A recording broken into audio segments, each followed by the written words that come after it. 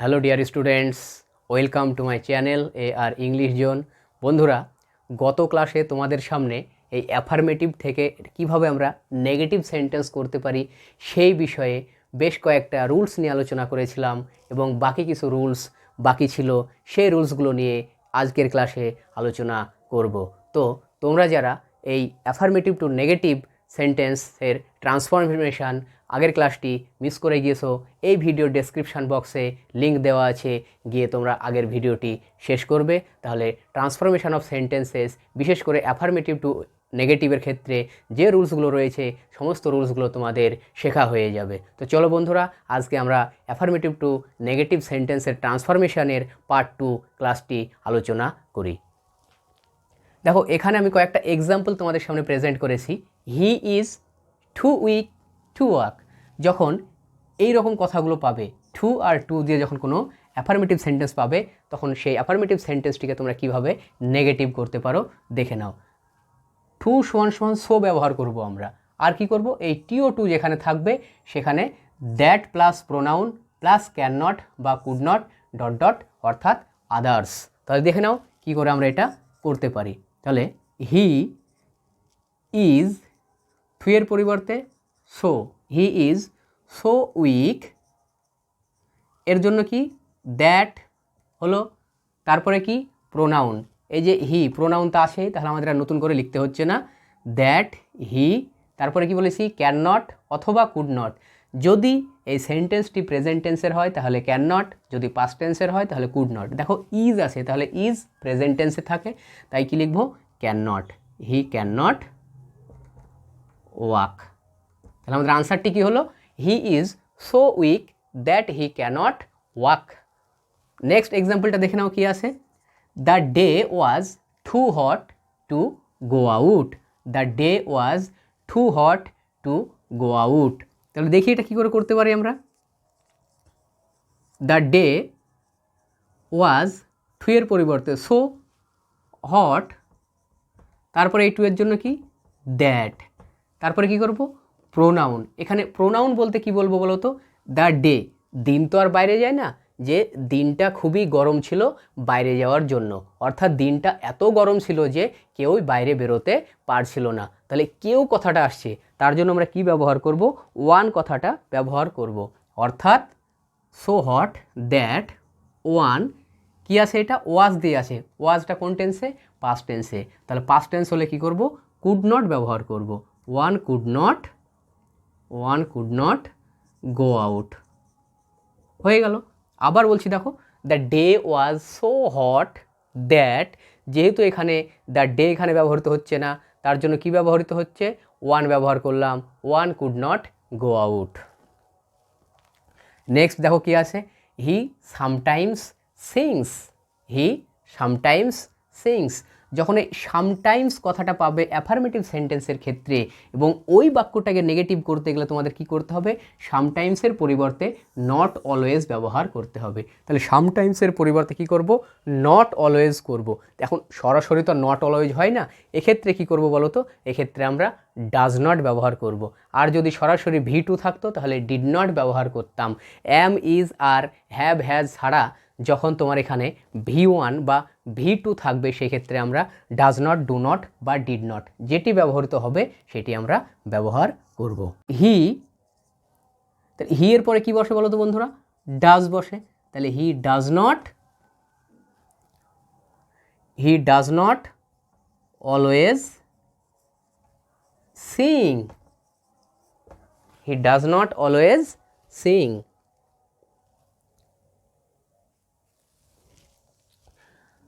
তাহলে not always বসলো সামটাইমসের জন্য, আর বাক্যটাকে অর্থবহুল করার জন্য আমরা কি করেছি, ডাজ ব্যবহার করেছি।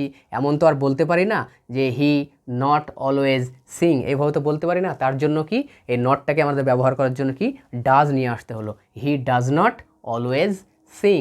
যদি এখানে এমনটা থাকতো দে সামটাইম সিংস, তাহলে আমরা কি দে সামটাইম সিং, তাহলে আমরা কি করতাম, they do not always sing. পরেরটা দেখো, the rich are sometimes happy. তাহলে দ্য রিচ লিখো, উত্তরটা কী করে দেখি, দ্য রিচ আর সামটাইমসের জন্য কি not always, not always happy, হয়ে গেল। The rich are not always happy. এখানে দেখো বেশ কয়েকটা এক্সাম্পল আমি তোমাদের সামনে তুলে ধরলাম, এইগুলো একটু কিভাবে হচ্ছে দেখে নাও।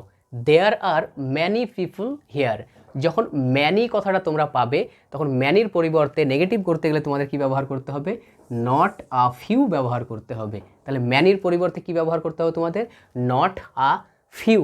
ওই একই রকমভাবে যদি অ্যামিজার থেকে থাকে তাহলে তো নট ব্যবহার করার জন্য আর কিছু নিয়ে আসতে হবে না। আর যদি অ্যামিজারের পরিবর্তে V1 বা V2 থেকে থাকে তাহলে সেক্ষেত্রে তোমাদের ডু নট, ডিড নট বা ডাজ নট এইগুলোকে ব্যবহার করতে হবে এইভাবে। তাহলে দেখে নাও এটা আমরা কীভাবে করতে পারি। There are many people here, তাহলে লিখো দেয়ার আর, ম্যানি থাকলে কি বলেছি, not a few, there are not a few people here. তাহলে কি হলো আমাদের আনসারটি, there are not a few people here. পরেরটা দেখে নাও, আই ওয়ান্ট মাস মিল্ক। দেখো এটা V1 আছে না, V1 আছে, তাহলে কি ব্যবহার করতে হবে আমাদের, ওই মাসের পরিবর্তে কি ব্যবহার করব, মাস। তার জন্য মাস থেকে কি নট আ লিটল। তাহলে এইভাবে তো বলতে পারি না যে I want not a little milk, তাহলে কি বলবো আমরা, I do not want a little milk, I do not want a little milk. দেখে নাও কীভাবে করছি।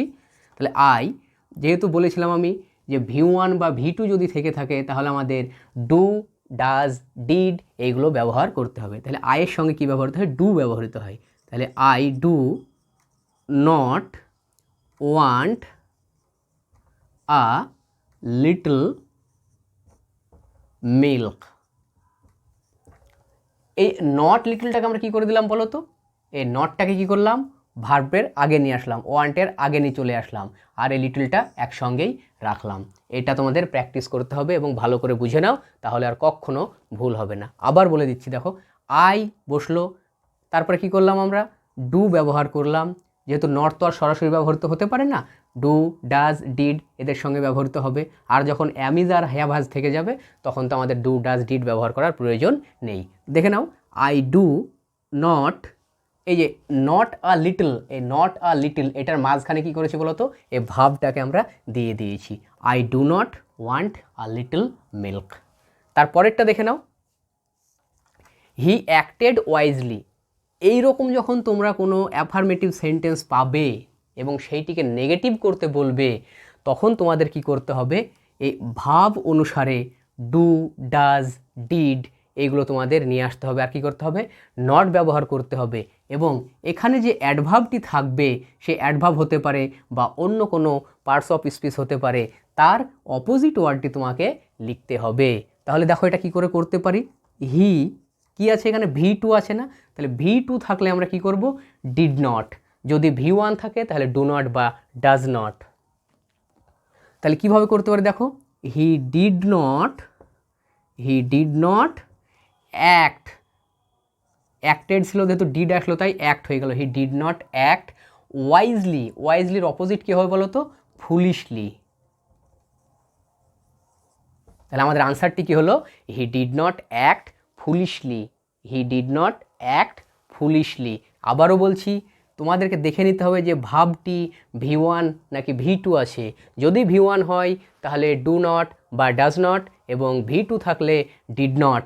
আর কি করবে, এখানে যে ওয়ার্ডটি থাকবে সেটি অ্যাডভার্ব হতে পারে বা অন্য কোনো পার্টস অফ স্পিচ হতে পারে, এটির অপোজিট ওয়ার্ড তোমাদেরকে লিখতে হবে। তাহলে এগুলো খুব সিম্পলি অ্যাফার্মেটিভ থেকে নেগেটিভ হয়ে যাবে। নেক্সট দেখো, she behaves politely, she behaves politely. এই দেখো এখানে V1 পেয়ে গেছো, তাহলে এক্ষেত্রে কী ব্যবহার করব আমরা, যেহেতু she third person singular number তাই কী ব্যবহার করব, ডাজ ব্যবহার করব। তাহলে কী লিখবো আমরা, she does not behave politely আছে, এই পোলাইটলির অপোজিট কী হবে বলো তো, রাফলি অথবা রুডলি, যেটি ইচ্ছা তোমরা ব্যবহার করতে পারো। তাহলে এইভাবে যদি ভার্ব এবং তার সঙ্গে অ্যাডভার্ব বা অন্য কোনো পার্টস অফ স্পিচ থেকে থাকে, তাহলে সেই ধরনের বাক্যগুলোকে তোমরা অ্যাফার্মেটিভ থেকে নেগেটিভে খুব সহজেই করতে পারো। তারপরের যে এক্সাম্পলটা আছে সেই এক্সাম্পলটি একটু দেখে নাও। এইগুলো অনেক সময় দিয়ে দেয়, তোমরা বুঝতে পারো না যে এই ধরনের বাক্যগুলিকে কি করে নেগেটিভ করবে। রহিম ইজ অ্যাজ গুড অ্যাজ করিম। যখন এই রকম ক্ষেত্রে দুটো অ্যাজ পেয়ে যাবে, তখন তোমরা কি করে সেটাকে নেগেটিভ সেন্টেন্স করবে এটা একটু দেখে নাও। তাহলে কি করব তো দেখে নাও। রহিম ইজ আছে, ইজ রেখে দাও। কি করব, নট ব্যবহার করব আর লেস কথাটা ব্যবহার করব। রহিম ইজ নট লেস কি অ্যাডজেক্টিভ, কি আছে adjective, good. Rahim is not less good than Karim, than Karim. তাহলে এই ধরনের যখন as good, as Karim, as long, as Karim, as tall, as, যখন এই দুটো অ্যাজ পাবে, অর্থাৎ পজিটিভ ডিগ্রি দিয়ে যখন তোমাকে অ্যাফার্মেটিভ থেকে নেগেটিভ করতে বলবে, তখন তোমাকে কি করতে হবে, এই যে প্রথম যে অ্যাজটি আছে তার আগে নট লেস ব্যবহার করব এবং যে অ্যাডজেক্টিভটি আছে সেই অ্যাডজেক্টিভটি এখানে বসিয়ে দেব। আর শেষে যে ব্যক্তি বলছে বা যার সম্পর্কে তুলনাটা করছে, অর্থাৎ পরের অ্যাজের ক্ষেত্রে কি করব, দেন ব্যবহার করব। আবারও বলছি আমি, প্রথম যে অ্যাজ সেক্ষেত্রে নট লেস এবং দ্বিতীয় যে অ্যাজ সেক্ষেত্রে দেন। প্রথম অ্যাজের ক্ষেত্রে নট লেস, দ্বিতীয় অ্যাজের ক্ষেত্রে দেন। এইভাবে করলে খুব সহজেই তোমাদের মনে থাকবে। এই ছিল অ্যাফার্মেটিভ থেকে নেগেটিভ সেন্টেন্সের ট্রান্সফরমেশান আমরা কিভাবে করতে পারি। আশা করছি এই ভিডিওটা তোমাদের কাছে অনেক হেল্পফুল হয়েছে। তো এই ভিডিওটি কেমন লাগলো কমেন্ট সেকশানে গিয়ে জানিও, আর চ্যানেলটি সাবস্ক্রাইব করো এবং বন্ধুদের সঙ্গে শেয়ার করতে ভুলো না। আজ এ পর্যন্তই, দেখা হচ্ছে আগামীতে নতুন কোনো টপিক নিয়ে। ততক্ষণ পর্যন্ত সকলে ভালো থাকো, সুস্থ থাকো এবং নিজের যত্ন নিতে থাকো।